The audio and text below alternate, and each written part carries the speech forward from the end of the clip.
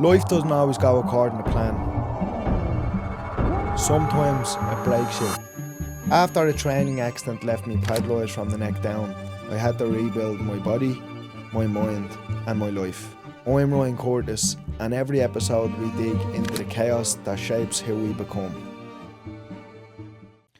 How's it going, everybody? Welcome to this episode of Made in Chaos with me, Ryan Curtis. Today we're joined by Chris from the Liberty Soup Run, a man who has battled his own demons and now battles homelessness every night of the week on the streets of Dublin with his charity, Liberty Soup Run. Chris, can you tell us a bit about your own story and how you came to found the Liberty Soup Run and kind of what motivates you to help people like you are today? Yeah, suppose, Ryan, I think everybody has a story, yeah. My story began, when I grew up, I had a normal childhood, we hadn't got a lot, we survived, it was a big enough family, mother and father were together. I suppose where it all went wrong for me, Ryan, was, many years ago, my brother was involved in drugs and stuff, and, my mother got a very bad beating from a load of men, and she was in hospital, and basically she died, and she was like, today she has plates all over her body. But I was only a young kid at that time, but that was the lead up to 13. Like, up to that age I was perfect, I was a good kid, but when that happened, mother and father separated, and I was living here, I was living there, I was sofa surfing, and my nannies up in Tala, back and forward, and I just started drinking alcohol, I think, Ryan, trying to be one of the lads, blocking the problems out, young kid, left school after my junior cert, and life just spurred out of control, I think, start getting involved. I'm not going to say, people always say the wrong people, we have a choice in life, Yes. And look, I chose to do what I done, and, I was a little fecker, if you want to say, I grew up and, I didn't listen to anybody, I took the wrong road and chose the wrong things in life, and them things led to harder drugs later on in life, and I was broken, hurt my family, hurt myself most of all, and just didn't care about anybody, I took hard drugs, I took every type of drug, Ryan, and I had no hope, I said, this is it, this is my life now, I accepted it, owe people money, hiding from this person, hiding from that person, saying, when is my life ever going to change? And that was chaos for probably 15 years, right up to the age of, I don't know, 30 Just say, years. just getting through the days when them just days getting were through going. the days, Ryan, just surviving, mate, and, just when you get things sorted in life, something else would happen, putting the wife through an awful lot of pain, the kids, my eldest kid would have seen me growing up, and of 4 kids, thank God, the other 3 wouldn't have seen much, but the young fella did. A lot of trauma in my life, putting them through trauma, and it was a horrible life, yeah. When I think back, it was just a disgusting, horrible life, Ryan, yeah. But you were just caught up in it as well, weren't you, Yeah, I was caught up in it, Ryan, and... But I'd say even on reflection, when you look back now, you're just kind of like, that was just a whirlwind, I'd say. yeah, but I believed now I had to go through that, Yeah. I believe there's always a purpose for something in life, and I believe, as mad as it may sound, I believe I had to live that life to realise I agree. what was there for me, and I say that to people, say, why? But people can live normal lives and live a better life. Yeah, that's okay. Everybody's different. Everybody's, we're all human, we all make mistakes. And I chose the wrong path for years and years. But, I gave up, I was suicidal, I tried to, a couple of attempts on my life, and, there was one point where I owed lots of money out and I was hiding behind my door. I was coming off drugs in my home, I was locked in a room in my home, couldn't do anything, I was just broken and lost and saying, what am I going to do with my life? As I said, attempted my life many a times, and thank God, never went through it. There was always something happened, or someone found me, or there was always something. And that was it. I was just at a point in life then, look at, I'm broken, I have nothing left.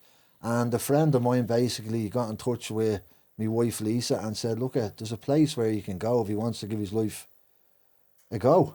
Right. So I said, yeah, look, I'll give her a go. And I went, in 2016, I went to a place called Tiglin. And that was a Christian rehab down in Wicklow there. Amazing place. 16 months I done down there of the toughest rehab I've ever done in my life. You know, it was tough. Being took away from your family, dealing with your problems. You know, councils, A lot of sitting with your emotions, I'd say. a lot of sitting with your emotions. Living in a house with 30 other lads. You know, the bouncing off each other, arguing. You know, trying to deal with your own stuff. Loads of times I tried to leave. I wanted to leave, but I stuck it out, Ryan. Brilliant. I stuck it out. I ended up walking down there then for nearly 2 years. I lived in Greystones in a house down there. And that was it. I felt I was ready to come back to Dublin then. Back to my wife, back to my family. But in all of that, like the support from all of my family, my wife, my kids, my mother, everybody was incredible. Because when you're in that madness, you think no one cares about you. Yeah. But they do care about you. It's just that, you know, tough love comes into it. Yeah, of course. You know, you have to stop giving.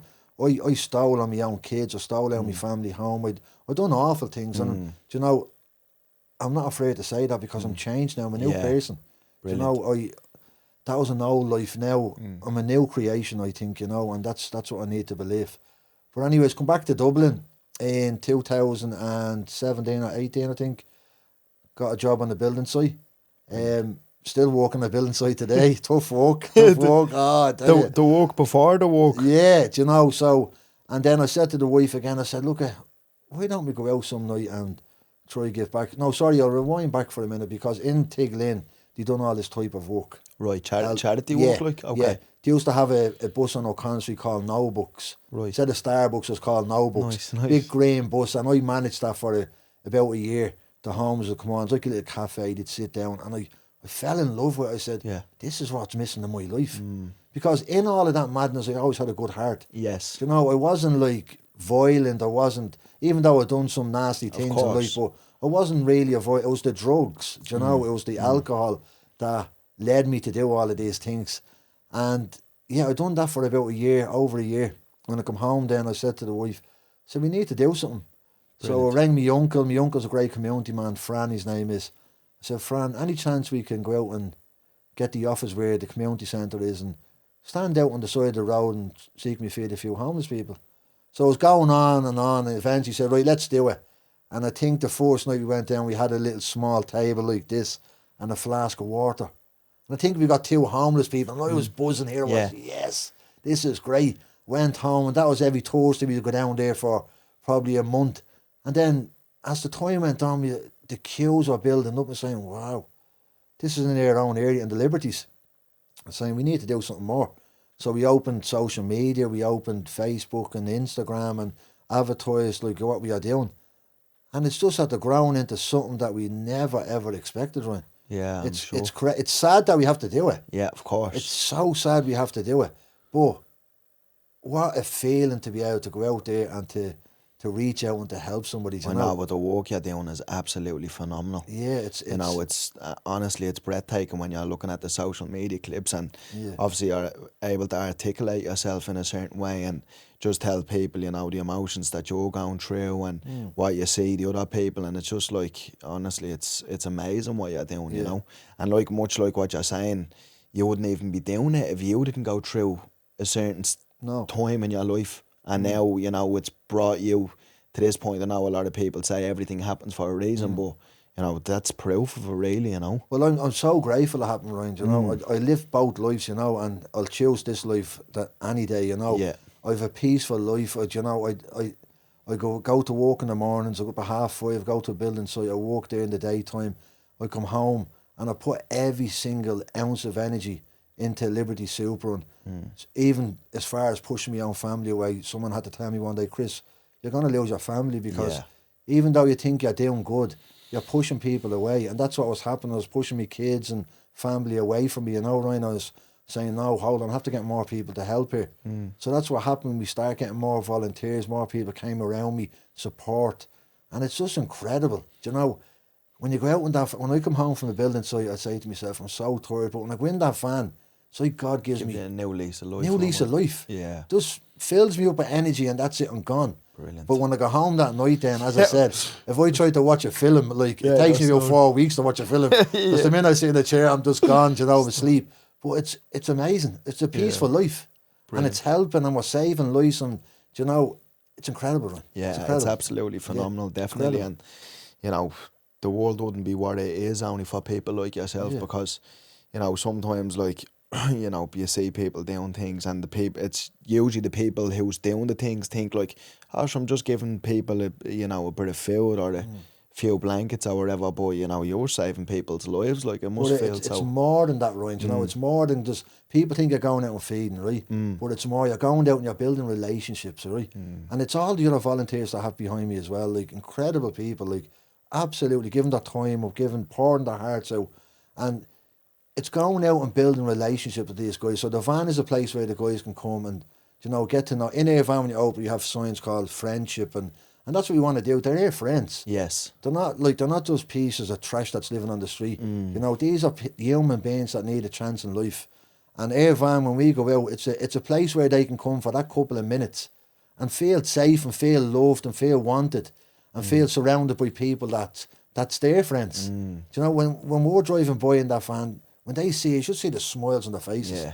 It's incredible. Because even like for them to be getting that human connection with people, because they're probably not getting that from a lot of other places. They don't. Like, you could talk to a homeless person, they'd say to you, Chris, you're the first person I spoke to in probably 2 or 3 days. Yeah, it's crazy, You know, isn't it? they're sitting on the ground most of their lives, just trying to get a few bob. And whether in addiction, whether they're out of addiction, doesn't matter if they're in addiction. People don't choose to wake up one morning and say, right, that's it, I'm going to go out on the streets and live on the streets. Yes, of course. There's always a story behind that addict, behind that person.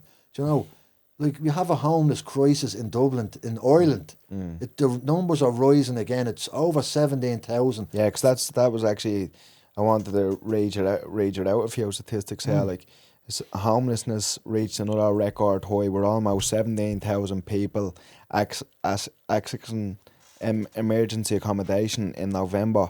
The Department of Housing's homeless report shows that almost 12,000 adults and almost 6,000 children accessed emergency accommodation in November. Like, what do you think? Why is that the reality it is in Ireland in 2026? That's the answer I'm trying to get, Ryan. Right. That's the answer we are all searching for. It shouldn't be like that. Like, Ireland is a rich country. Yeah. Yeah. It's a rich country. 17,000 people. And what's the population of Ireland? 5 million. Yeah, it's not even that Like, big in the grand scheme it's of things. nothing. Do you know, Yeah. like, why can't we have, like, people say, like, I understand you can't give someone who on drugs, like, that's, like, in bad addiction a new home. We need more resources. We need more treatment centres. We need more drop-in centres. There's more supports needed. I had a vision before of having this big, huge warehouse building, like, thousands of feet, whatever the case. And each floor, like, as you go in, you're at rock bottom. The next floor, you're progressing, and you know, and it's stuff like that we need.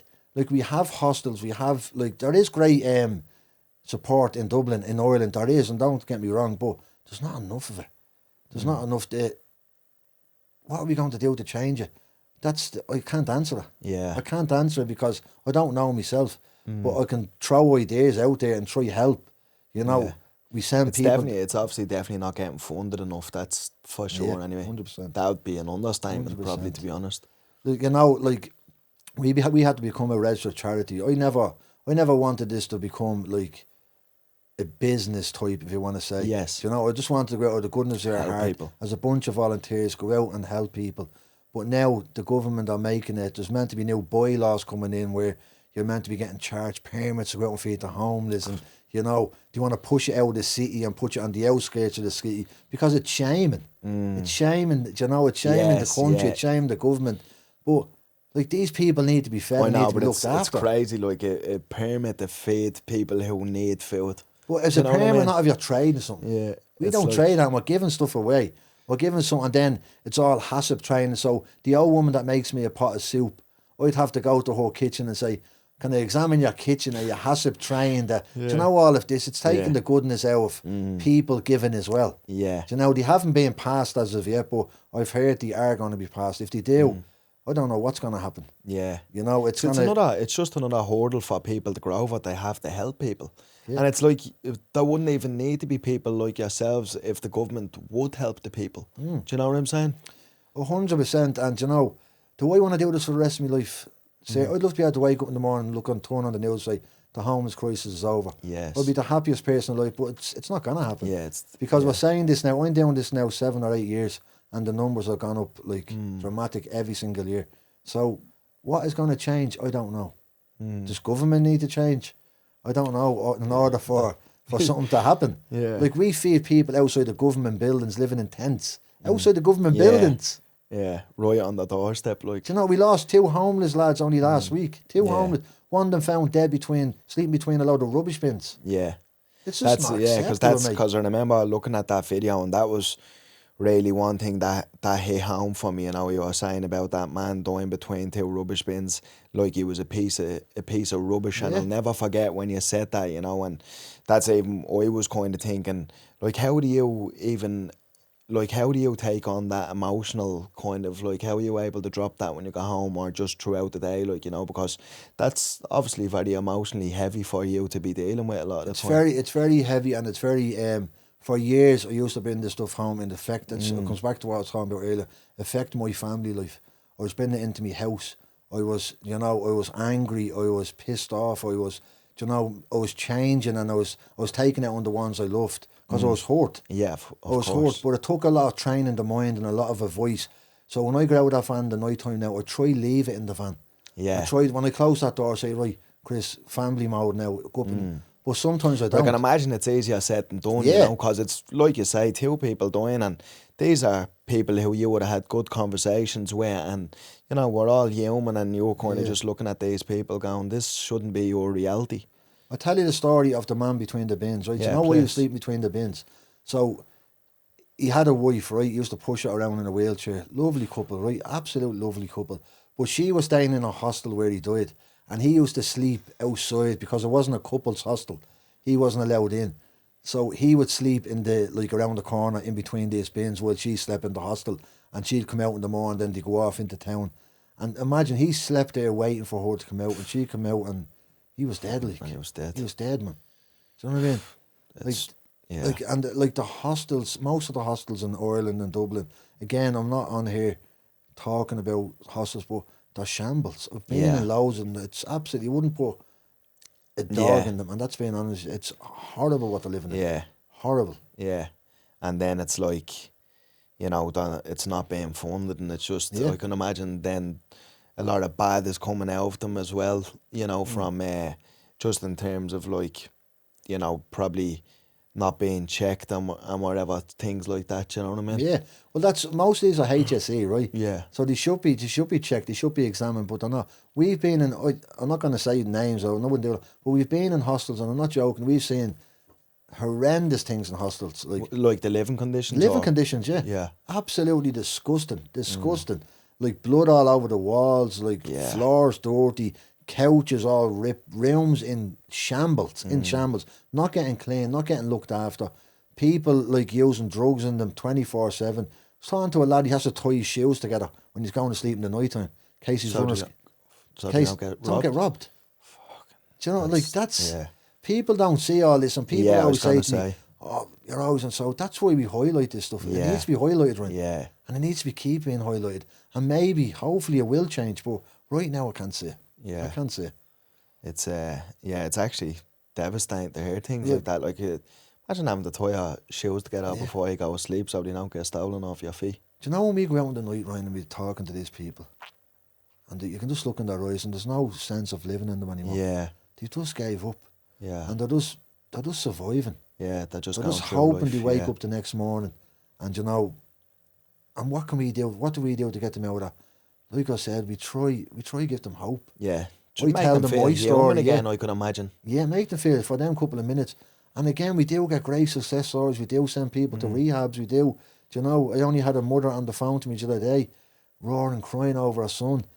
Took an attempt on his life, and we rang around. She ended up getting a place in Spain for him. He went the other day. But she thought she was going to lose him, but by not giving up. Yeah. She kept going, kept Just fighting. keeping He kept the hope fighting. going. And that's why I always try and encourage in my videos and to all the homeless guys, don't give up. Yeah. Don't give up. Yeah. You know, because I've seen some miracle stories. Yeah, I'm sure. Like yourself. Yeah. Like yourself, you know, I've that, seen people basically coming from the dead. Yeah. You know, it's incredible. What would a typical night look like for yourself from start to finish, say? So a typical night at Liberty Super, a Thursday night in Liberty Super will be a busy night. So we get the vans ready. We have canopies and stuff. Again, 2026, we have to set up on the side of a road to look after people and feed them. But Yeah. that's what we do. So a typical night down there, we'd have food, we'd have like sandwiches, hot food, we'd have clothing, we'd have like toiletry, sleeping bags, survival kits for the guys. And on a Thursday down there, we could get up to 200 people a night. 200 people Yeah, a night. yeah. And you know the sad thing about it, Ryan? We're seeing lots more children now. Right. A lot more children. And food poverty in Ireland as well now. It's just on the rise. And we're getting mothers coming down with their kids. It's heartbreaking, me. Yeah, So I'm sure. what it'd look like is it's a bit chaos, it's a bit crazy, it's a bit all over the place, madness, everybody on top of each other. But we're doing it and we're helping. Do you know, and that's all that matters. That's all that matters. People rely on us. If there was no soup runs in Ireland, people would starve to death. Absolutely. And it's the truth of it. Yeah. It's crazy that it's like you're saying, it's 2026 and Yeah. anybody's even really still starving today, you know, especially in a country like Ireland. I'm not saying that it can be excused in third world countries, like I'm not saying that for a second, because nobody should starve in any country, but like especially in a, you know, a really wealthy country like Everyone Ireland. deserves food, right? Yeah, absolutely. Everybody Well, that should be deserves I mean, food and shelter should be the bare minimum 100%. anybody should be provided in life. Like you go down the streets of Dublin tonight and you go into the doorways, like these people are shaking cold, man. And it doesn't matter how many sleeping bags you give them, the cold will get through anything. Of course. So they're lying on a concrete ground with a piece of cardboard under them. Do you know it's Yeah, it's just when you just hear the stories, and that's why I think, like what you're saying, it is important to highlight the stories, because I think people just see homeless people and then they go home and go on about their own life, you know, but it's not until you kind of highlight what you see on every night, basically, you know, that really puts it into perspective and go like, you know, it's important to bring it to people's attention, I believe. 100%. We've had people coming out helping us and said, Chris, I'd never do that again. I can't do that. Yeah. You have to be a certain type of person to do it, I think, because as you said, the emotions kick in. Because, you know, you see people out there and people you know, and it's crazy. And then you listen to all, like my phone goes constantly, even when I'm sitting here now vibrating in my pocket, it doesn't stop. And it's just desperation out there from everybody who's struggling out there. But we just have to keep going. We have to keep fighting. Yeah, you know, we have to.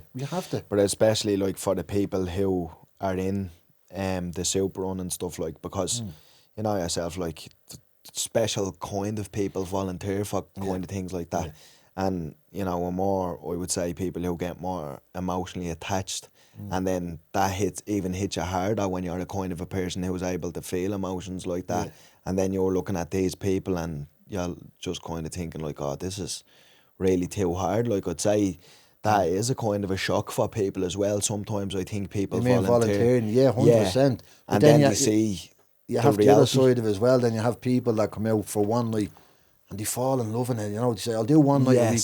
And then they're ringing, Chris, can I go back out? Can I go back out? Can I go back out? Because they love it, you know what I mean? They're seeing what's happening out there. But yeah, back to what you said, like, it can be traumatic on people. Do you know what I mean? Because you could walk down Henry Street and you'll see people sitting there, but until you start getting involved and asking their stories, and you just hear the stories we hear in the streets, I'm sure. I'm telling you.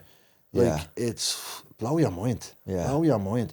That's why I always say, never judge anybody. Yeah, and Never I'm sure look down they're on anybody. very articulate and smart people, I'd say. 100%. You know, 100%. obviously a lot of people have preconceived notion of, you know, or if you ended up on the streets, it might have been because, like, you weren't smart or, you know, stuff like that. But I'm sure it's the complete opposite of that a lot of the time. Like, even through COVID, like, people, like, the recessions, people lost their jobs, lost their homes, became homeless. Do you know, there's mothers in emergency accommodation right now, living in rooms with 4 and 5 kids in one little room, that had homes, we only got a donation there the other day of the barbers, you're probably seeing it up in Condorcan there. Yeah, saying that, And they brought us into a Bank of Oil and they gave us a donation next door in Condorcan Village. And there was a girl that worked there, and she said, Chris, she said, I was only to coming out of emergency accommodation. But there she was working in a bank and all now. But she lost her home through hard times. She got put into a hostel, into the whole system. She was 6 months pregnant. She was living on the top floor of the hostel in Gardner Street, and she had to walk up and down the stairs with the kids, bouncing prams up and down. Do you know, like, It's just mad, but to see her up there to that age, you it's know, great. walking in the So it's bank, very having her rewarding life, when you see that. incredible. Yeah. Because there's times I always like, there's loads of times I said, look, that's it, I had enough. Can't deal with this anymore. Yeah. I'm drained, I'm shattered, I'm just, it's time to give up. And then someone will come around, put their arms around me and say, Chris, you saved me, son, or, do you know, not only me, all the volunteers, you know, course. he's had great impact, and it just drives you on all the time, doesn't it? Yeah, but it's, you know, even like you, because we were talking about earlier on, I think people really don't understand how close they are themselves away from being homeless. Like, you're only a few mortgage repayments away from 100%. ending up on the streets yourself, you know what I mean? Yeah. And I don't think people really grasp that. You know, I think people, when you live in a house and you're just working a normal job, you think you're so far away from being on the streets, but you're actually not. None of us are, really. One paycheck, I always say, we're all away from, Yeah. and that's it. Like I said, a couple of payments, your mortgage is gone. Do you know, and that's the scary thing about it. And that's why I always say, never look down on Yeah. someone, because it could be you tomorrow. Yeah.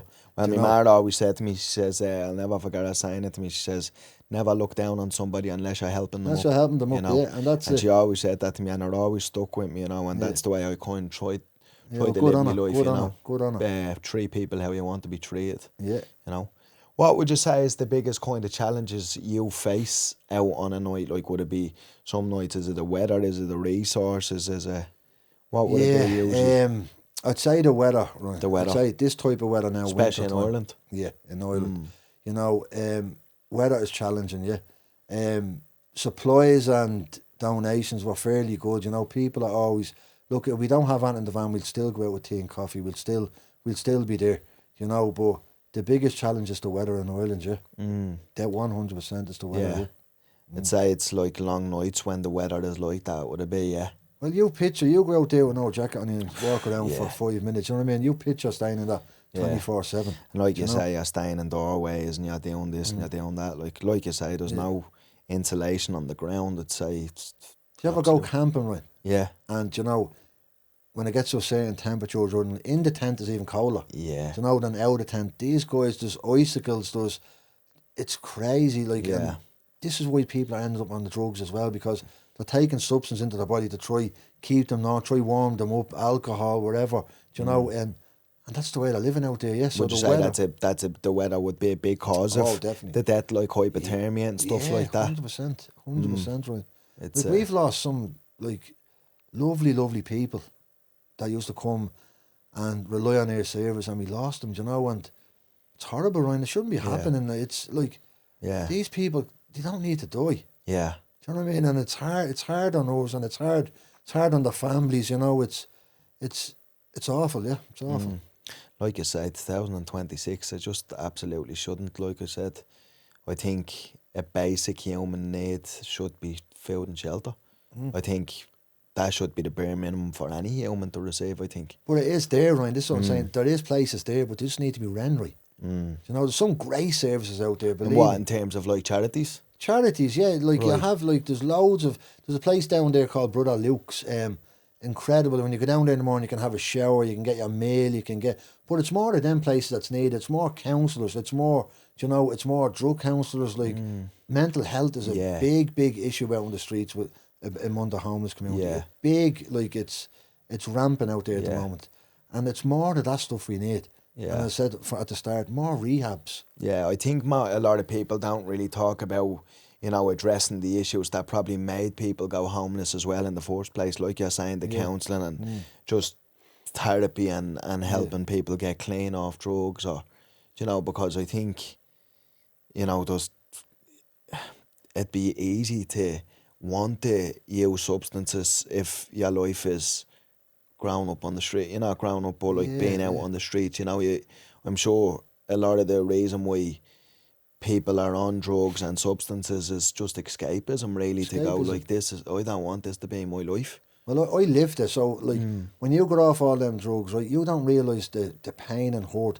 I done awful things in my life, right? And I'll hold my hands up. I've done awful things, and I'm proud of them. No, I'm not proud of them. Of course. And I apologise if I ever hurt anybody or caused trauma to anybody. I apologise. That wasn't me. That was a different person. But what I will say, it's okay getting off the drugs. It's the after, you know, you're dealing with. you're dealing with all that stuff you've done, all that harm you caused, and like that's when the real rehab starts. It's in the mind. When you start dealing with all that stuff, you're off the drugs, you're clean, but then the memories are coming back. How did you find dealing with that yourself in your own life? Hard, and I still deal with it today. I still deal with it today. Things happen in my past. I went back to my same area where I live, and I still see people that probably I don't get on with, or you know. So I'm always conscious. I'm always, you know, I'm well liked in the community now. People do like respect what I do, and have great support in my community. I'm not unfair in my community. I'm just saying sometimes I feel embarrassed. Yeah. You know, because I know I done something there or done something there, but I have to live it, and I have to know that look, I can't change that. Yeah. What's done is done. It's done. Just have to move on from it, you know. But yeah. Yeah, but definitely, like, I agree, 100% agree what you're saying. Like, you might not be proud of some of the stuff that you've done and whatever, but, you know, ultimately you've become a better person, and you are no longer that person, you know, and, you know, I think, I'm not, you know, I don't really think anybody can judge anybody, because we've all done stuff in our past that we're not proud of, you know, but let he who was without sin cast the first stone, as they say, you know. True. And look at every day we make mistakes, don't we? Yeah. I'm not. People think I'm a great person. I get things wrong every single day, Of course, mate. Every day. We're human. Do you know what I mean? We're human. But when you're living, like when you're on social media life and you're living the public life, and that's what I do. I'm on it every day. You're opening yourself up to people, you know, and you get all these comments, you know. You get all this, you know. You're self-seeking. You're doing it for the glory. You're not doing it for the homes. You're not doing it for, you know, and all that stuff comes in and top you. And it was affecting me for a long time. I was saying, I can't deal with this anymore. That is one of the negatives about social media, in all the positives. But it's usually like doing this for the glory when you're working a job and then you're going out and spending all night out helping people. I mean, there's better things to be doing than... Well, look, you could do the nicest thing in the world and someone will take it. Yeah, of course. So I learned to live with that, you know. I learned now, but there is still some things that people say can hurt you. But you just have to, you know, you have to put on the smile and say, look, I'm not going to let it affect me. I'm going to go out and continue what I'm doing, you know, out to the broken who need us, and that's what we're going to continue to do, yeah. Yeah, because ultimately, like, you know, you're a good person, and, you know, the people who are around you, and then the volunteers and everybody else, and even the homeless people, like, you know, some of them have come up and congratulated you for... It's great, it's incredible. When I'm walking down Henry Street or Graham Street, there's homeless sitting on the ground, they're calling me, do you know what I mean? You know, this is deadly, like, do you know what I mean? Yeah. I don't want anybody up there big calling me. I want to be down there with them. Yeah. I want to sit with them. People. I want to take them from where they are and bring them to where I am. Do I have everything in life? I have, no, I work, I have a great little life, a peaceful life, and that's what I want for them, and that's all they want. Yeah, you know? Just a chance in life. And that's what Liberty Superrun does. It brings them hope. It gives them a chance at life if they want it. It may take a year, it may take 6 weeks, but eventually they will come. Yeah, of course, because, you know yourself, you can bring a horse to the well, but you can't make it drink the water. 100%. But, you know, definitely with somebody like yourself going, yeah, look, I've lived it. Because I think it's different, isn't it? Like, you know, people going, you know, oh, you know, you're going through a hard time, but when you speak to somebody who's had to live in the life, I think it's a little bit different, isn't it? Because you're like, I was exactly like you, and here's what I done, and look at me now, and they're all looking at you like, can't believe you were like us at one stage almost, you know? I sent the lad away from earlier, I won't say his name, and he was absolute a torment in the area. He was on drugs most of his life. He caused chaos in the place. I'm not joking. Chaos in the place. Sent him to a rehab over in England, and he's still doing good, but he comes home every now and again. He's walking around the area, and people are like second looking. They can't believe it's him. Right, do you know? They're saying, is that really you? Like, they can't believe it. He's just had to change so much. But like, he used to be a menace in the area. Yes. But there you go. He stepped out and asked for the help. Yeah. And now he's doing great. Probably somebody, like, probably a person who probably people never thought. Never thought, no. Never had any hope for him, just you know. Like, he'd come all the time and he'd ask for help, and you'd say, oh, do you know what? But one thing about me, Ryan, is I'll give everybody as many chances as they want. Do you know?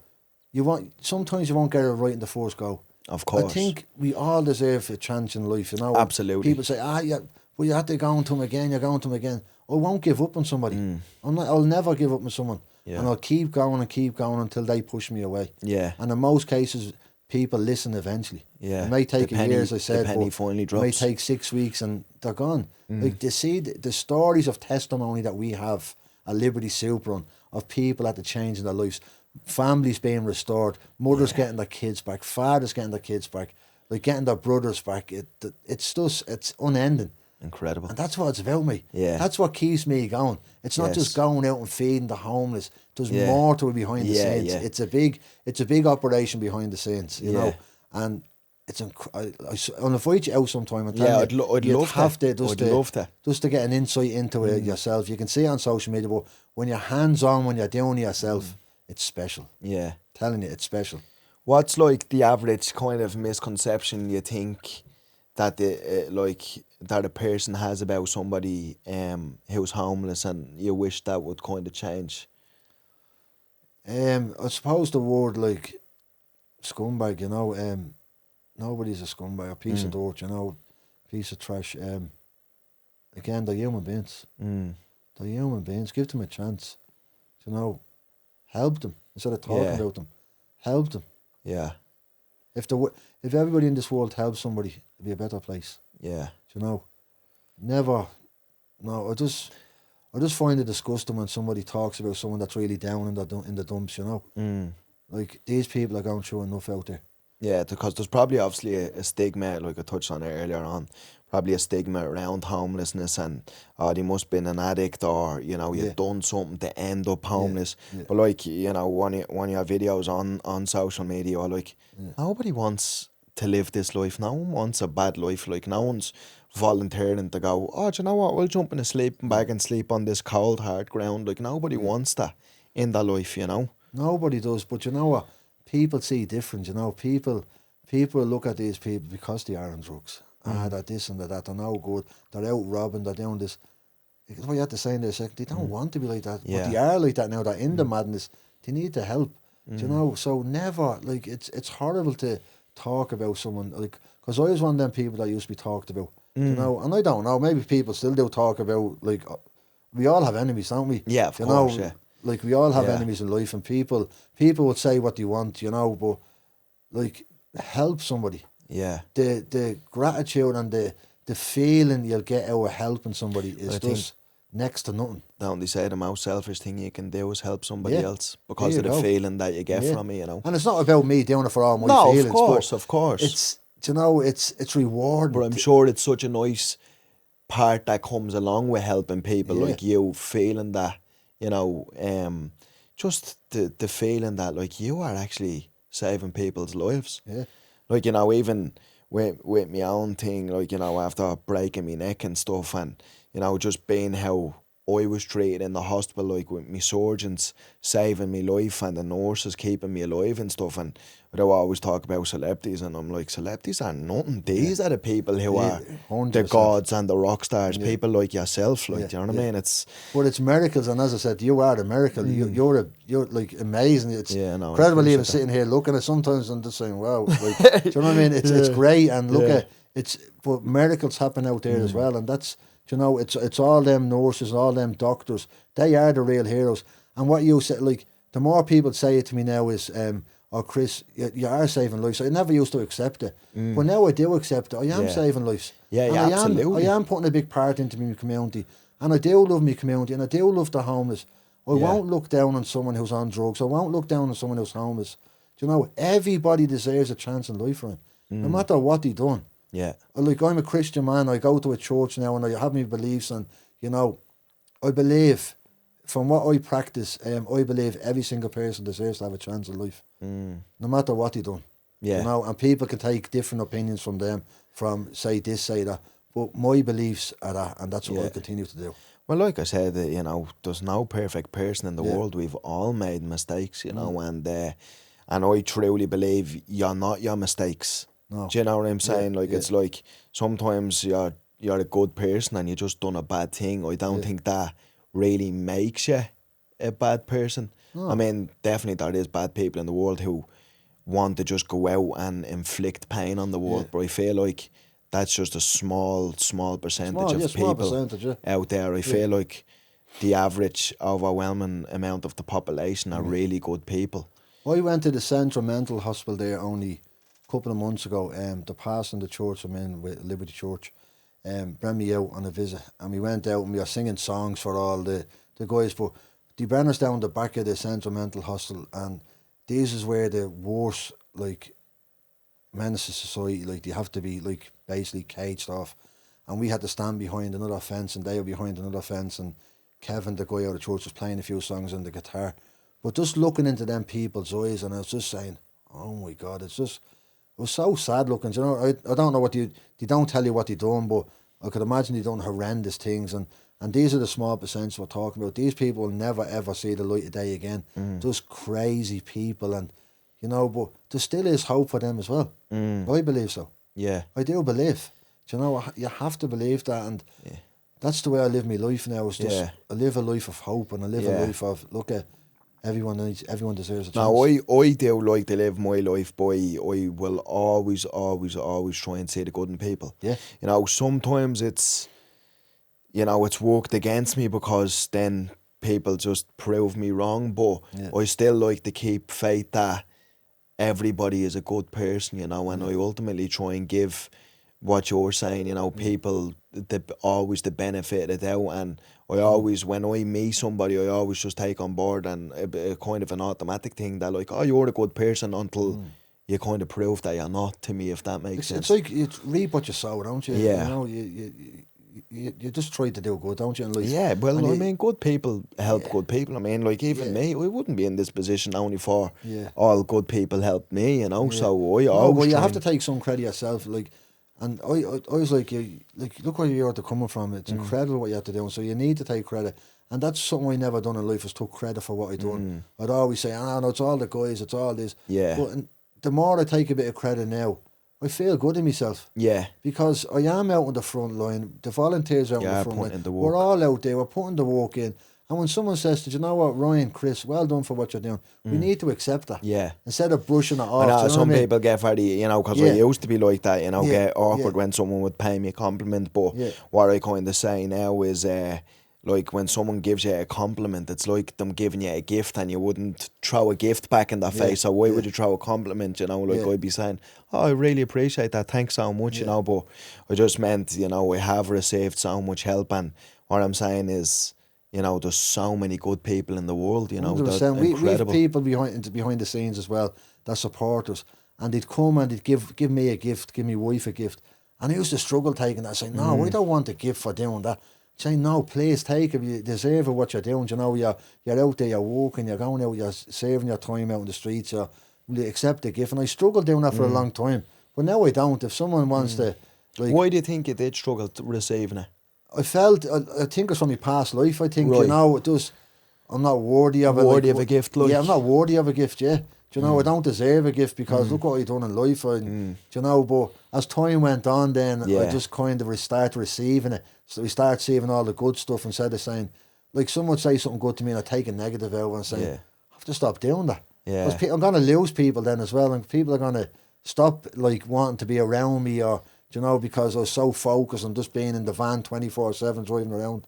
Like, when I started Liberty Super, that's all I done from morning to night, right? After work, had no family. I wasn't, just me and the van, and the more I think of it, I was running away from stuff. I was still dealing with stuff that happened in my past. Yeah. And in that van, you're almost using it like as a way to escape what you were dealing with, what you should have been dealing with. I think almost. so, yeah. Right. But I done some serious self-counselling driving around that van in the years, and I dealt with stuff, and the homeless people on the streets helped me through so much in my recovery, in my getting me brain back together, getting rid of all them thoughts of suicide, and, you know, because I think everybody gets to a point in life where they say to themselves, I had enough, you know, for that split second. I really do believe that. But by being in that van and being around all them people, they helped me so much, man. Yeah, I loved them. I loved them guys on the street. I absolutely loved them. They're just incredible people. Some of the best people in the world, I'd say. Some of the best people you've ever met. The laughs we do have after, like, I tell you, just great people. The crack just being 90, you know, and that's all they want to do, you know, smile and laugh and have to laugh and get a cup of tea and get a sleeping bag or whatever, and we're doing that. Yeah, brilliant. But I get so much from them myself. I get more from probably than they get. Yeah. Do you know, there's some nights I go home and I'm cranky, you know, and just, I'm not in the humor tomorrow going to work. But I have to group, I have to provide for my family. I have to, you know, think about bills and Yeah, of what course. you have to do. Life goes on, isn't But then it? the next day I wake up, it's gone, it's forgotten about, just in Yeah. that moment, you know. Yeah. I'm still here 8 years, still going on, and Yeah. I won't stop. I'll keep going and Yeah, going because and it's going. definitely, I can imagine like for all the good now, I can imagine it still has its challenges. Oh, definitely, Yeah. definitely. Because you have to be, I think it's because you invested so much into it. Because I don't believe that you would do this kind of work and not be invested in it. Yeah. Do you know what I mean? You have to have the heart for it, right? You have to, you know, like, none of us get paid at Liberty Super, and it's Yeah. all voluntary. Yeah. Everything is voluntary. There's not, like, every single thing that comes into Liberty Super and goes to Liberty Super. But would I ever take a wage? Or people always say to me, would you ever take a wage? And I don't think I would, Ryan. It's not in me to do it. I just want to live my life the way I'm living. I just want to walk my life and retire when, what age to retire? 60 But do you not something? think it'd be actually probably, would be nice to be able to feed your family and provide for your family while doing this work full times? I would, yeah, but... Do you know what I mean? it's Like, with it, say, for instance, like if you didn't have to grow up and go to the building, so you Yeah. could probably put more time and energy into doing. Oh, I'd love it. I'd love it. Do you know what I mean by But that? I just don't think it, like, I know some CEOs out there that's getting 190 grand a year for running charities. I don't agree with it, you know. Like, look at maybe No, but one say, for day. instance, like if you could get, say, what you currently get for being on a building site now, Yeah. if you could Are you get offering? just, yeah, I might be in the future, get you in here. But, you know, if you could just get enough to kind of cover your bills and kind of, you know, we all need to live as well, you Yeah. know, to kind of, Maybe I would, Ryan, but right now, like, Liberty Super, and it's only growing. So I don't know what the future holds for Liberty Super. Maybe I'll be Yeah. on another podcast with you and say, Ryan, remember that question Yeah. you asked me? Well, yeah. I no, am it's- doing it now, but yeah. right now I just couldn't, because financially we wouldn't be able to afford it now. Yes, of course. But of I don't course. know, and look But at in the future, you know. probably would. I don't know. I don't know. But I'd find that I'd struggle with it.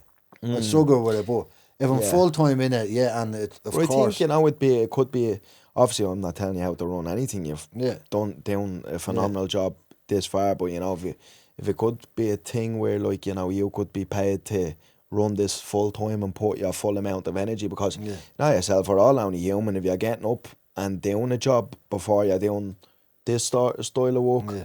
you know, it's it's a full time job, Ryan. It really that's is what I mean. So you're 100 essentially doing 2 full-time Yeah, jobs, yeah. and then you're going home and having to give Yeah. your family some energy as well, you know. But that's where I fall. I don't give the family the energy sometimes. It's all Liberty Super, and, you know, and that's where I had to change. And I hope I'm changing. There's someone going to be listening. The wife's going to be listening now, so I hope she agrees. Kinda You know, gotta that I'm- hide that off I'm Lisa when changing. you go home. I'm doing my best anyways, Yeah. but again, I just have that drive inside me to be out there on them streets. I'm just made for the streets, and that's If who you I have any am. little kind of tools that you kind of do put into your head to kind of, you know, have a bit of energy for the house and stuff, and for your kids and your wife. Well, I'll be completely honest with you. Over the last couple of years, I haven't, Ryan, and you know, and it's not due to, like, I'm a painter and decorator. I paint my own house, and you know, I do things. I can't use a washing machine. She was away there a while ago, and I had to ring her and ask her to use the washing machine. It was, oh shit.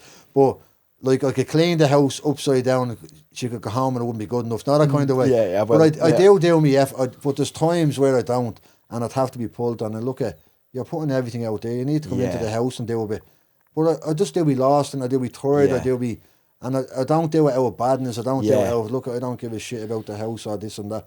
And yeah, but I'm guilty of it. Yeah, but I'm Yeah, of starting course. to, you know, Well, yeah, I can no, use the yeah. washing machine now. Yeah, I can yeah, use the yeah. washing machine. But it's What do you tough. like at ironing? I'm brutal. Brutal. I cannot iron. No, I'm brutal. I can't do it. Brutal. I can put the ironing board up alright. I'll Yeah, plug you it can- in and I'll call you it can in and say, fold it "Iron up, that yeah." for me." Yeah, yeah. But I'm brutal at it, yeah. I'd never live on my own. Never. What's, like, if you could kind of talk to the policymakers and the government and kind of change a few things about the homelessness situation in Ireland, would there be anything off the top of your head that you'd be like, you need to look into this or do that or go about it a certain way? What would you say to them if you could get in What in would I front say? of some of them, like, you know? What would I say? I'd say, like, please think of our homeless. Like, these are the lost out on the streets. What can you do to make it better? The government already know what to do to make it better. for the likes of the homes on the street. We need more. Again, I'm at the same rehabs about 100 times today. We need more rehabs. We need more resources.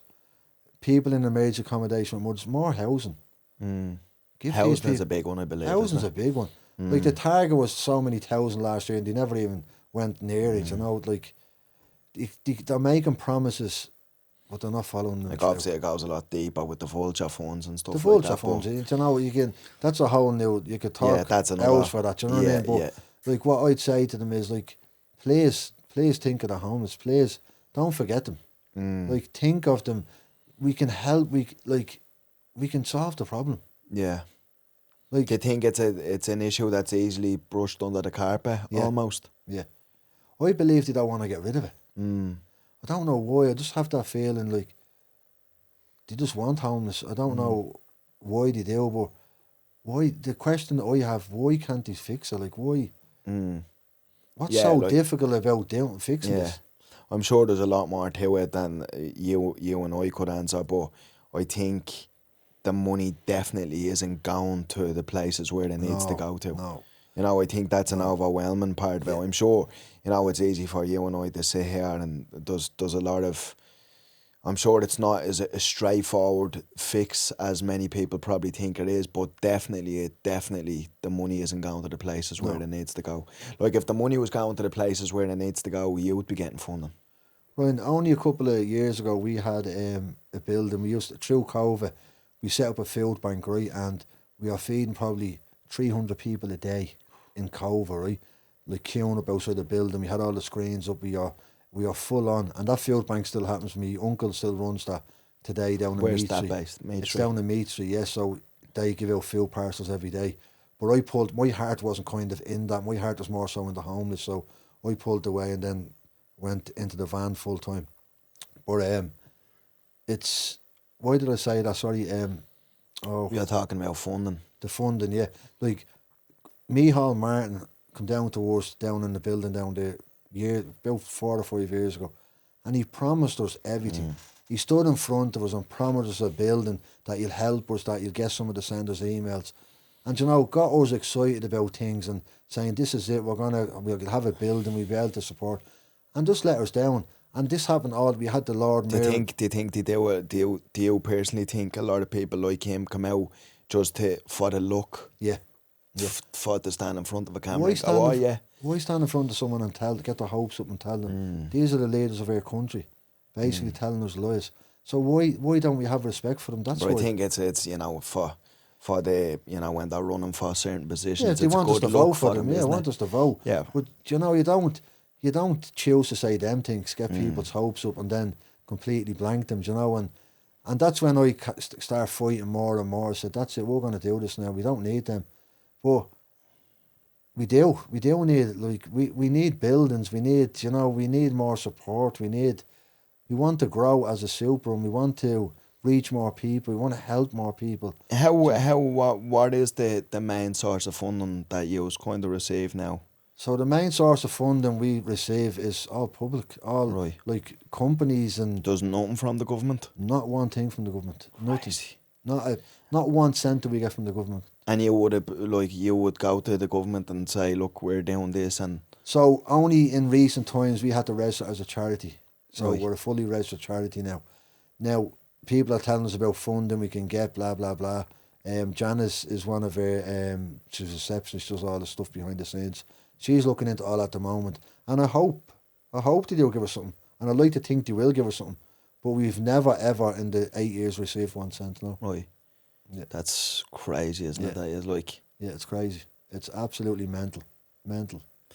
What's some of the stories that kind of stick out for you, out on the top of your head, of like people who have changed their life and kind of came back around? Is there any that stick out off the top of your head? Yeah, I've so many of them. Right. I've so many of them. Do you know, like these one, I think I told you already about that guy. I was in town. The young one was in JD. Stayed with my wife and the young one. And this lad come out and wrapped his arms around me. He said, "Do you not remember me?" I said, "No." He said, "You took me out of a doorway about 6 years ago." And he told me his name, and I looked at him just like a new lease of life. Yeah. New person. You actually didn't even recognise him. Didn't even recognise him. Told me his name. And there he was with his girlfriend, his kids, walking away, living life to the fullest. These are all the stories we hear. We get phone calls from mothers saying, my son is doing great, Chris, thanks very much for sending him over. The mental health is at the improving. He's off everything. He's walking away. He's not coming back to Ireland. He's living in England. Do you know, a whole new life. These are all the stories that we hear. It's incredible. Yeah. Incredible. Like, Well, one story that would stand out to me would be a good friend of mine that's still over in England, because I did say at the start, this always have hope, but I kind of lost hope in this fella. yeah. And one day he reached out, and this fella was broken. I said, he's going to die, he's gone, he's never going to come back. And he reached out and asked for the help, and he went. And it's 3 years now, and he's living over there, living the best life, walking away. Had to change. I couldn't believe it. Right here it was. Yeah. You just thought he was a lost cause, did you? I thought he was gone. I thought he was going to die. That was it. I didn't give up as such, but I had very small bit of hope for him, you know. And that was it. And 3 years later, here he is. Like, it's incredible. Yeah. What kind of support would you say make the biggest difference for the Liberty Soup Run, you know? Right now, financially, because we're trying to open a rehab, we're trying to open like a... Oh, yeah, okay. We want to have our own rehab, right? That's Nice. what we want to do. That's my dream, and that's my vision for Liberty Soup Run, is to have... I'm sure there's a lot to that, though. It's not... It's not just a matter of getting a building and there you go. It's a lot. We want to have a proper detox. We want to have doctors. We want to have the whole lot. We're trying to open up 1 or 2 coffee shops to fund the likes of that, where a cafe where the homeless can come in, like big huge building again with pool tables and drop-in centres and counsellors and key workers, and you know, somewhere where they can come in the day and sit there and not have to sit on the streets, and like a kitchen area to give them food. And yeah, there's loads of things. We have a great plan at Liberty Soup Run, but it's trying to financially fund that is... Yeah, it's I can imagine, like I said, there's a lot more to something like that. Is there any kind of specific places where you'd be looking at a set and stuff like that, or would that be in Dublin, or would that be... Oh, in Dublin, well, we're looking for a coffee shop in Dublin at the moment. Now, if I say like the rehab centre. Oh, the rehab centre would be out of Dublin. Right, okay. It'd have to be out of Dublin. Yeah. Is that because like you kind of wouldn't really want people... Yeah, the temptation is there, you know, like... You need a rehab in the asshole of nowhere, you know, like when people go down, like when they're going through their sickness, they can't live because they're too weak to live as well. But like if you're in the countryside, there's no temptation there in a big field somewhere. If you're in Dublin and you're going through a sickness in a rehab, you just have to walk out the door and you can get them drugs, you know, and it's just, the temptation is there, you know. I think environment plays into a lot, isn't it? Like, you know, I don't know if you're familiar with... the kind of American soldiers who got strung out on the opioids when they were in Vietnam and stuff, and they were all really bad. And then I was watching it the other night on Netflix. Oh no way, really? Yeah. And then when they went back to America, because they hadn't got like, say, the same daily habits of getting up and kind of seeing the same people and coming across the people who are selling the drugs, you know, and it was just a completely different environment for them, you know. So I'd say, like, getting back to what we were saying there earlier on, it's I think environment plays a lot. People, places, things. You know, is very big in recovery for anybody, even trying to come off drugs or trying to. But you couldn't put a rehab in the middle of Dublin. It wouldn't work. I don't think it'd work from from my experience, anyways. From what I see in other rehabs, I just think, and this needs to be offside somewhere. Well, I think then you know, like that, you know exactly who to go to get the drugs. If you're in Dublin and it was, you know, 2 minutes away or 20 minutes away, you know who you could get then. Well, people would say, okay, if you want to change, you change, but the surroundings does help us. It does. 'Cause I know coming off drugs is not easy, right? Yeah. It's hard. It's very, very hard. And what would you say, like, what was kind of the things that helped you be able to overcome coming off drugs? You know, was there anything like that kind of made the process easier for you personally? Not really, no. I was just locked in a room basically by my family. Right. It's like cold turkey. I just done it, and it was the most horrible thing I ever went through in my life. Do you ever watch the film Trainspotting? Yeah, yeah. And the baby crawling. That's exactly what it's like. Hallucinating and stuff. Yeah, it was just, the bed had to be changed 2 or 3 times a day, just sweat. It was horrible, right? I never ever want to go through that again in my life, and that's why my heart is saddened for people going through it now, and that do have to go through it. And that's why people are scared of it as well, coming off drugs, because there's not enough medical detox in Ireland. There's not enough. Most rehabs you have to go in, you have to go through cold turkey. Right. It's so hard. Yeah, I can imagine. It's so people's bodies don't be out for it. People die, you know. But that experience for me, I went through some weird stuff in that room and hallucinating. And was this in your house? Was in it? my house? Right, Yeah. okay. Yeah. It was horrible. Mm. It was Did it just come to a day and you were like? Just come to a day, and I think it was 4 days or something. I was getting over the worst of it then, and.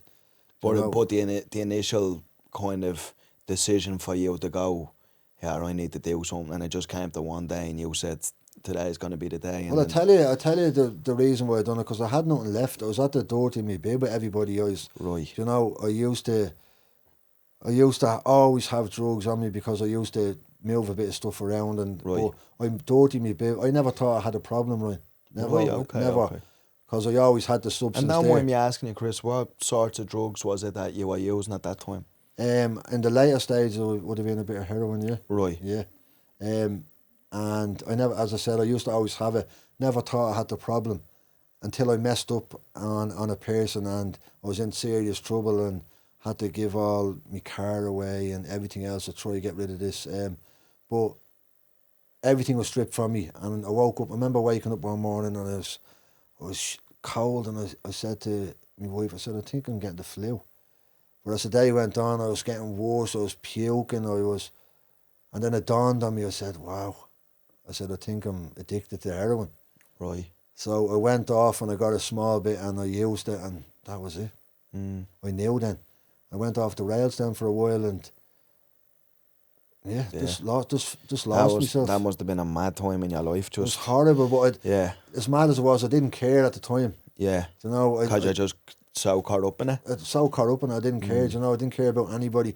Didn't care about myself. I just once I had that substance, that was it. That's all I cared about. Yeah, that was the only goal at that time. I'd do anything to get it. You know, and it was horrible. It was horrible. Yeah. It was a horrible time in my life. Yeah. Yeah. Really or was. Again, like, it made you the person who you are. Made me stronger. I'm such a strong person now. You know, temptations come. I live in an area in Dublin where it's rampant with drugs. I walk out my door and it's in front of me, and I walk by it because I've lived that life. I know what that drug does to you. It strips you and destroys you of your family, your belongings, your peace of mind, and life.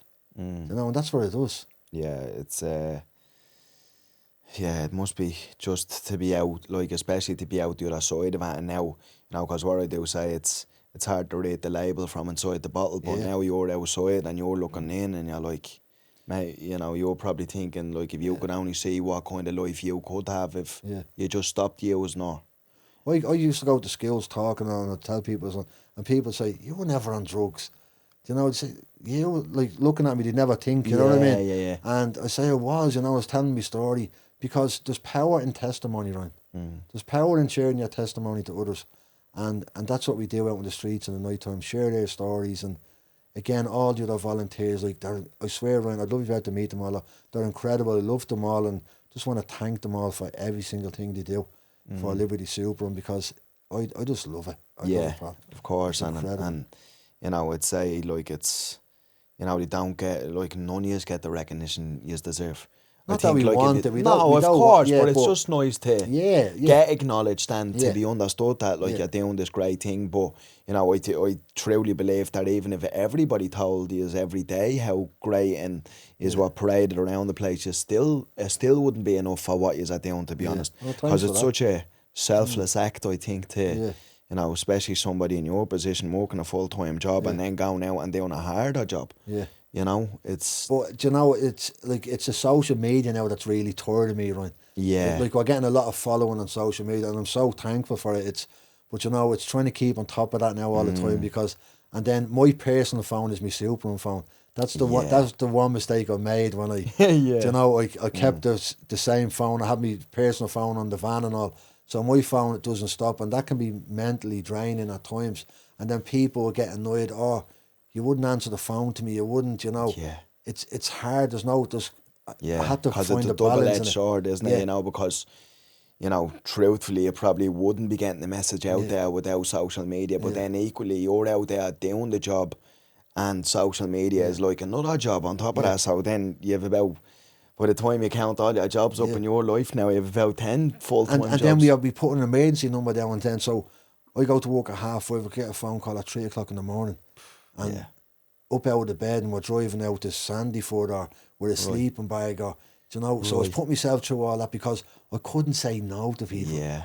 But now I have to. Yeah. You know, there's a time and a place in life where you have to say, right, you're not going to be able to save the world. Yeah, of course. You'll do your part, you'll play your part, you'll help who you can. But if you can't make it somewhere, you can't feel guilty. Yeah, because it's one of them things where it'd be impossible for you to give all your energy to the people who you're giving it to. If every time somebody asks something of you, you would just up and, do you know what I mean? Like, obviously, you know, it's like the analogy when the airplane crashes, telling you to put the mask on yourself first so you can help the other people who need help, you know, because if you can't help yourself, then, you know. And that's what happens, and that's where you get lost. It must be so taxing on the mind as well, though, you know. Oh, it is. Like mentally draining, I mean. Yeah, it's mentally. There's times where I just zone out, or just saying, you know, can't even think. You know, I'll be talking to someone and forget what I'm talking about because of a million and one things in my head. Saying, I have to see this person, have to see that person, have to go there to get the vans ready. Have to, you know, it's all, there's lots of stuff going on. And people don't realise how hard. It's not just filling the van up and going out and feeding the homeless, as I said at the start. It's the stuff behind the scenes. Yeah. It's the, like, making... I know, I'm sure, like, people only see the 1% of it. Yeah. You know? You know, it's enjoyable stuff. It really course, is. We love, but it's tiring as well. It's draining, mentally draining, physically draining. Like, but again, we just keep going. We just, because we love it. We wouldn't do it if we didn't love it, right? Yeah. Well, I'm sure it's the love that carries you through on them hard nights. Yeah. Because I'm sure there's plenty of hard nights, you know. We're going to Tala after here tonight, and, you know, up in Tala, we've only started up in Tala the last, say, 2 years, and Gary and one of the volunteers and his family kind of looks after that up there. But, like, even to see, like, they will expand out of Dublin, and I know it's only Tala, it's still Dublin, but I mean the outer skirts. Tala's like, huge. It's huge, but the poverty up there alone, I never even knew this. It's unbelievable the amount of people up there living in food poverty. In Tala? In Tala. There's people living up in tents and sleeping bags and up in Tala. And we only went up the other day, myself, my wife and Jerry, and we went into a certain place in Tala. A girl was looking for a sleeping bag. 2 girls sleeping here. We went in, it was like a bloodbath. There was blood all over the walls. And this is like something out of like a crime scene. Yeah. So there was nobody there. We were driving out and we found the girl and so what happened inside? She said, he put his hand through the window and busted a vein. But like out of desperation, trying to kill themselves, that's what's happening in Tala right now as well as the city, as well as, you know. Yeah, it's horrible. It's rife all over the place. Yeah. Yeah, I'm not here trying to make everybody feel sad about it, but no, it's reality. Yeah, that's what is happening people, out there. You know, don't get me wrong. It's phenomenal what you're doing, and you know you're changing so many lives, and everything is great. But people also need to hear the reality, so other people can get involved. You know, because that's why it's so important to raise awareness about it. Because there's a lot going on and a lot that needs to be addressed. Yeah, you know, it is. Don't get me wrong. It's phenomenal hearing the success stories, and we all love the success stories, but you know, for every success story there's a lot that's not getting treated or not getting looked after, you know. Yeah, all the time, right? Like the forgotten people out there. Yeah, that's what it is. The forgotten people, you know, and especially just homeless people. Like, you know, I just see, you know, a lot of the time, like I always give homeless people money, you know, and just a lot of the time, like, people are like, why do you do that? Like, they're probably just gonna go and buy drugs, you know, if I've any change in my pocket and whatever. And I'm just like, because, you know, maybe they're not going to buy drugs all the time. I think a lot of the time people walk by homeless people and they're almost invisible to people, you know what I mean? And it's, I always look at, you know, because I've had a lot of, you know, addiction in my own family, so I see the hurting people, and like, much like what you say, I know better than anybody, people don't want to be living their life like that. People don't want to be lost, and you know, and I kind of see that a lot on the streets of Dublin, you know, when people look at homeless people and they almost look through them. You know, they don't even look at them like they're a real person, or they look through them like they're a piece of glass, you know. They walk around with their heads down, Yeah. you know, and it's a place where they just gave up. Yeah. You know, and it's sad, Yeah. isn't it? Isn't it Yeah, sad? it's aw- when it's you think awful. of it, you know, it's so Because sad. you need to just think of it on a human to human level, like you're saying, nobody wants to be like that. No. You know. And again, it's the public, as I said, that keep us going as well. Yeah. Like, without them, Ryan, like I wouldn't, like, I probably would have one of them people years ago that would have walked by these people because Yeah, it didn't just, mean anything. you're just caught up in your own yeah, life it's caught as up in my well. own life, and I understand people are caught up in their own lives, but like, just please think of them. Do you I know, but I Just- think it's- everybody's caught up in their own life, and we've all our own problems, like, you know. But I think that if everybody just tries to give a little bit and just take a little bit of time out of your day to consider, you know, because what I always think is, you know, like, what if you were in that situation? You would like people to help you. You know, again, going back and not bringing it back to my own self, but I'd be still lying in a hospital bed if it wasn't for people helping me. Yeah. Do you know? So, I mean, like, that's why I feel obligated to help people, because, I mean, I was that person who needed help, you know, and I just think, like, it's people do need to And just consider. people do help us. Like, No, we they're do have great brilliant. support. Like, our vans, like, for instance, like, the first van we ever got, do you know Autoclass? Yeah. Like, they donated the van. Brilliant.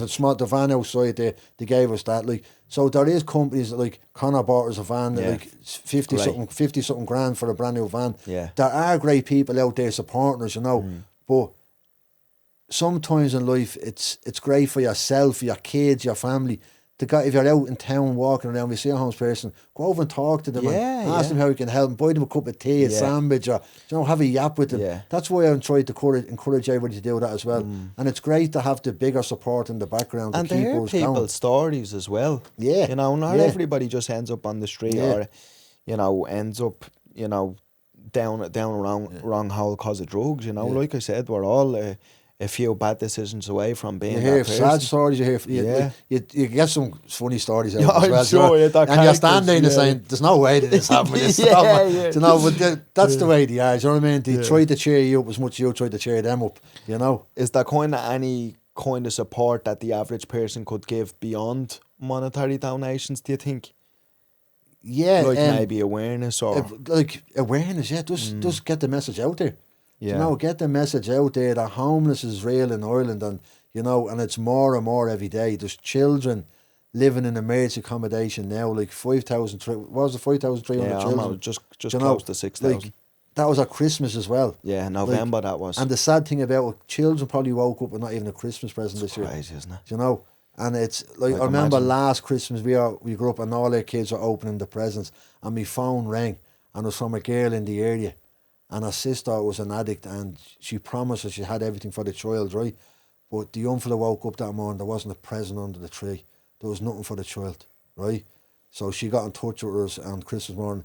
But I put a little post on social media, and he wanted a scooter off Santa, electric scooter, but I'm not joking you, right? Within 10 minutes, like, we had everything for that child. Brilliant. Christmas Brilliant. morning, and we brought That's it around. nice. That's the good side of it, isn't it? Like, and that's what people just keep raising the awareness. Like, as I said, social media is a powerful platform if you use it right.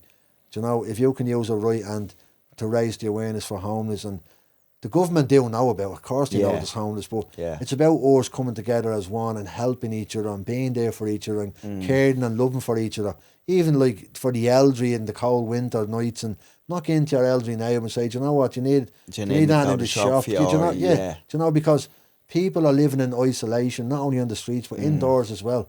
Yeah, because that was one charity that I actually done myself this year, was the homeless boy, the elderly boy and the elderly. Brilliant. And went around on Christmas morning. I was dropping off all the presents into the elderly. Brilliant, like, isn't it?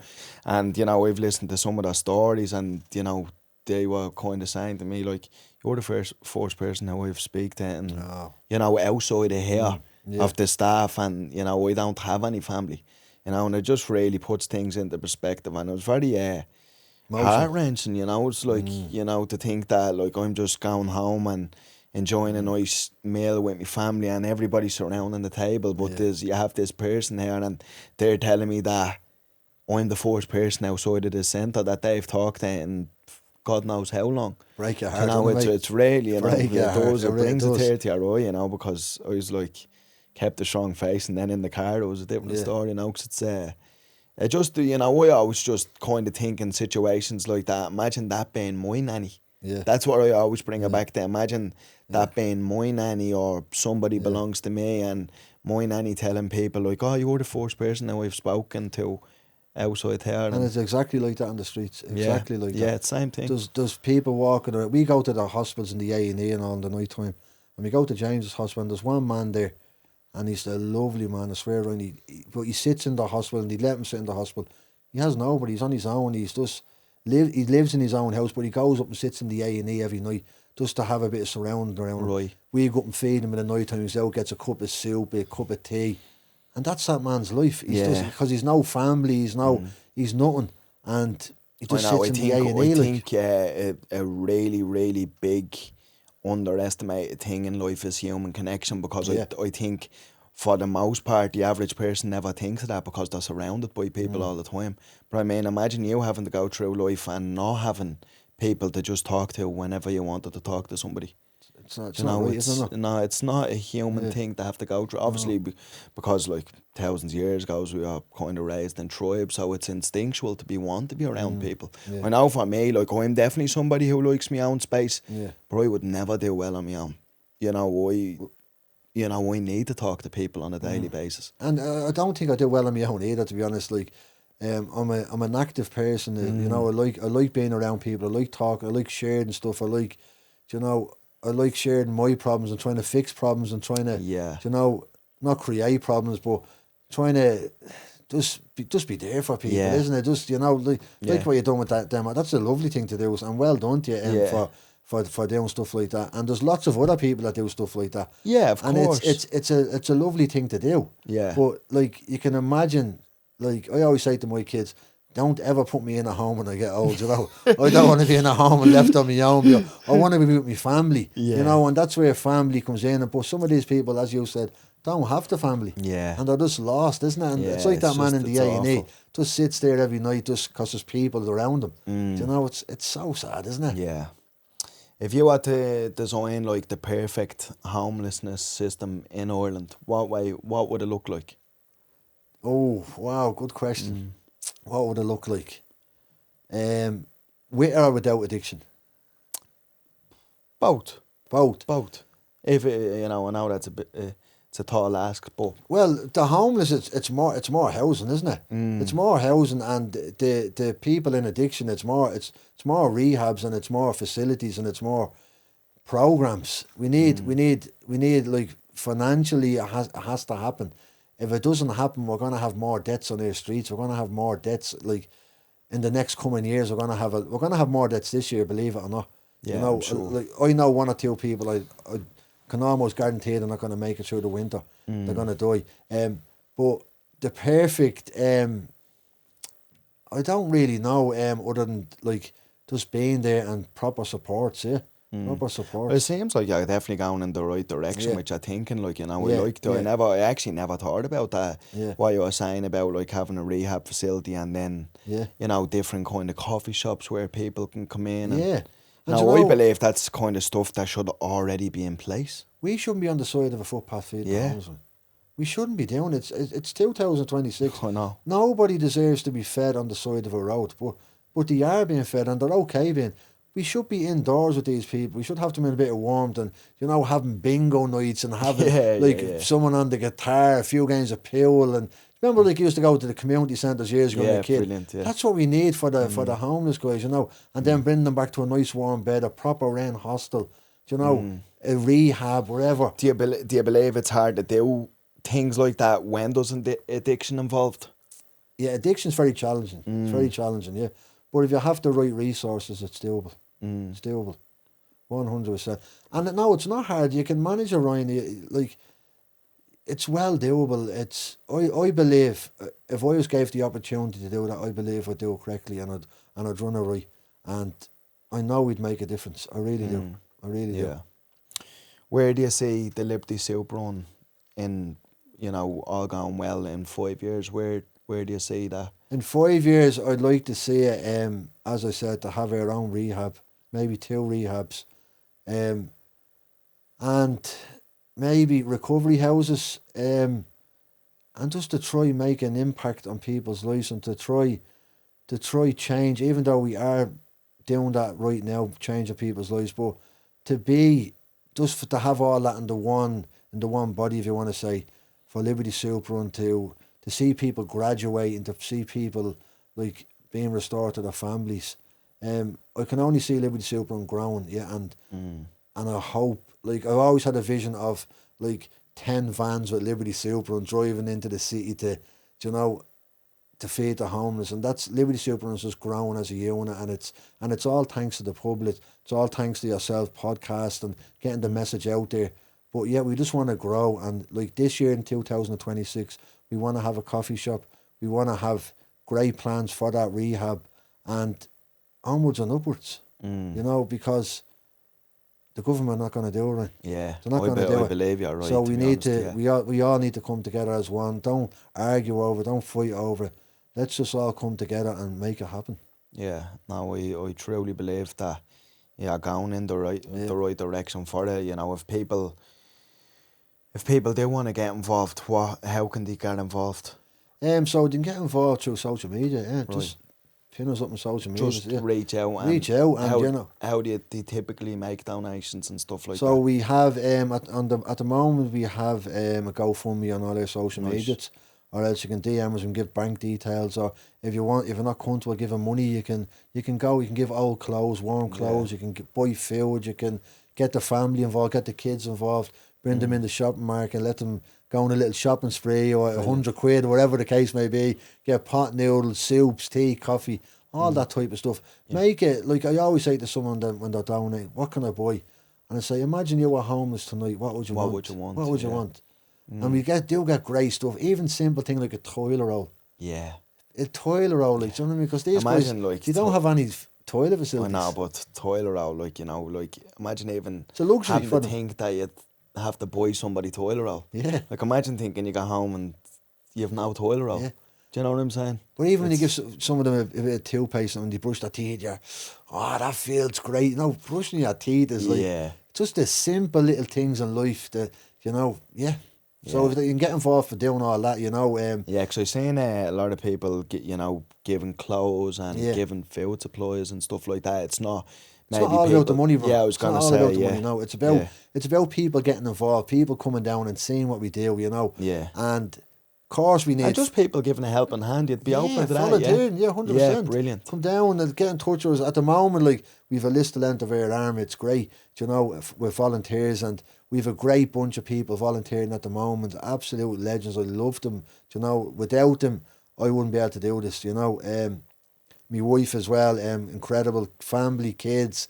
Like, it takes a village. It takes a village, and that's it. And we're just gonna grow, and we're gonna keep fighting, and we're gonna keep grinding and until it stops.